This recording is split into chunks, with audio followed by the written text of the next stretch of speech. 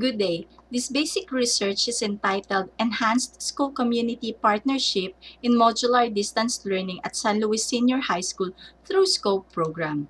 I am Jenilu M. Guansing, Teacher 2 from San Luis Senior High School.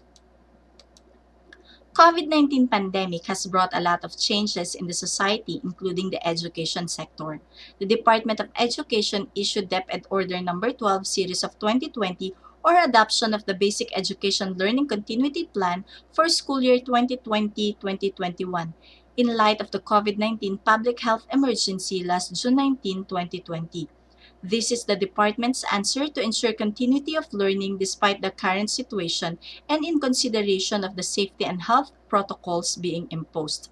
The BELCP paved the way for distance learning to be fully implemented in all schools in the country. Out of the types of distance learning, San Luis Senior High School implemented modular distance learning during school year 2020-2021. Since it started operation in 2016, this is the first time that the school implements distance learning. Like other schools in the country, it has conducted preparations as it embarks on this new journey. One of these preparations is seeking the support of the communities it serves. According to Valley and Jacobson in 2016, school and community partnership have been found to boost students' learning, strengthen the schools, and support struggling neighborhoods. The importance and benefits of this partnership cannot be more emphasized nowadays. Assessment of the partnership built during this new normal learning modality will help the school to find ways on how to fortify it for the coming school year through the findings, conclusions, and recommendations that will be derived from this study.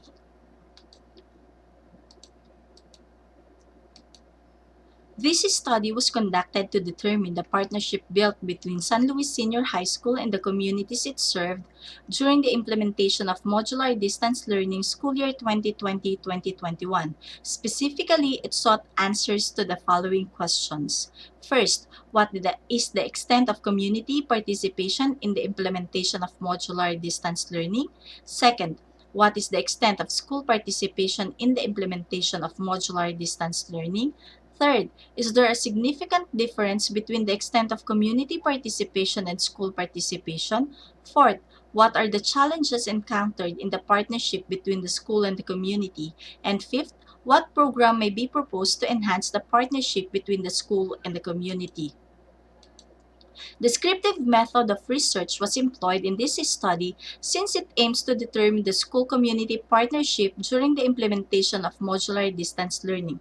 Involved as respondents were 11 teachers and 89 members of the communities served by the school. The 89 members of the community were composed of barangay officials and parents chosen through purposive sampling. A researcher made questionnaire focusing on the extent of participation of the school and the community in the implementation of modular distance learning, as well as the challenges they encountered, served as the main data gathering instrument for this study. As soon as the questionnaire was finalized, a Google form was prepared and distributed to the respondents. The weighted mean, ranking, and t-test were the statistical tools applied in treating the data. For the first problem, we can see that in general, the extent of community participation in the implementation of modular distance learning was to a great extent as evinced by 3.98 average weighted mean. This means that the community played an important role in the delivery of modular distance learning for the whole school year. The continuity of learning was attained through the partnership of the school and the community.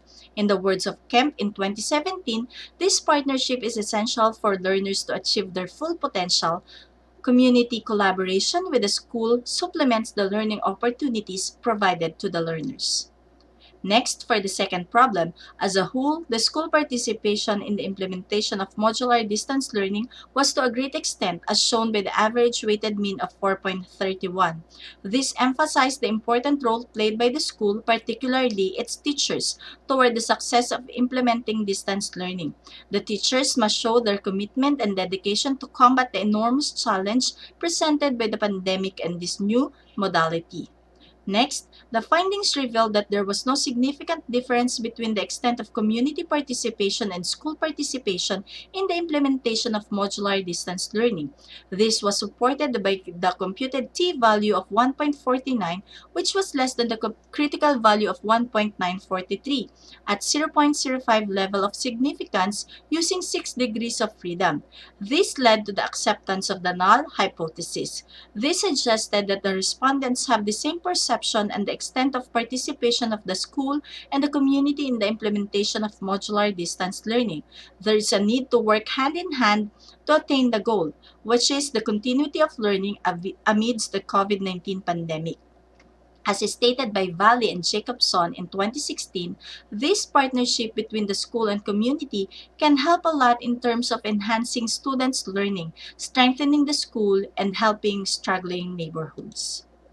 For the fourth problem, in totality, the challenges encountered in the partnership between the school and the community during the modular distance learning was moderately encountered as disclosed by the average weighted mean of 3.47. This means that the implementation of modular distance learning was able to take into consideration the ways on how the school and community can work together in the most efficient and effective way.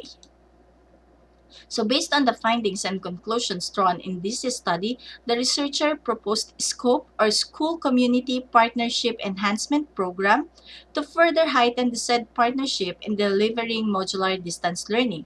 This proposed program is composed of 3 projects, namely Project USAP, ABOT, and LAPIT.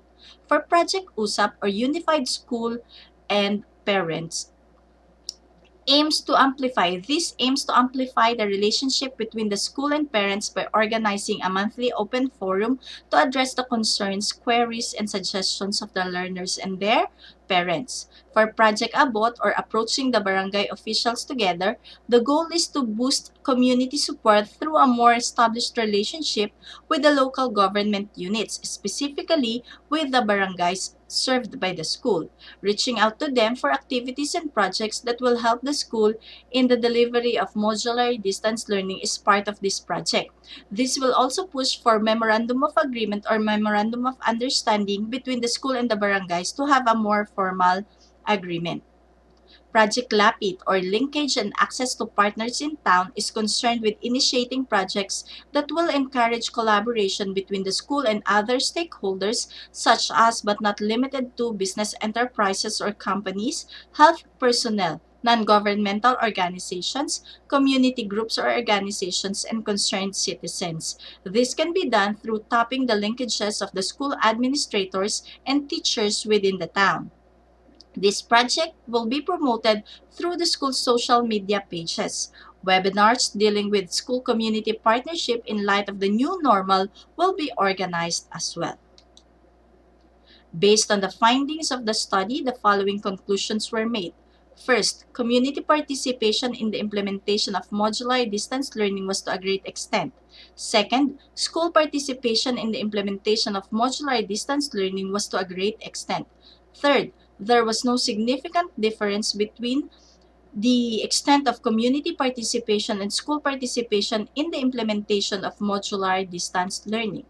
Fourth, the challenges encountered in the partnership between the school and the community during the modular distance learning was moderately encountered. The topmost challenge encountered was performing other functions and duties. Fifth, a program to enhance partnership between the school and community was proposed. From the findings revealed and conclusions drawn, the following recommendations are offered. First, the community should retain its active participation in the delivery of the learning modality. Second, the school should continue to seek the support of the community and other stakeholders in its implementation of the modular distance learning. Third, the school and community should continue to have open and clear communication to facilitate the flow of information. Fourth, the school and community should persist in determining the most effective and efficient way to achieve continuity of learning. Fifth, the proposed program may be considered in policymaking for the next school year. And lastly, a follow-up study has to be conducted to determine whether there was an improvement on the school-community partnership. So that will be all. And here are the References that I used in this study. Thank you. God bless us all and have a nice day.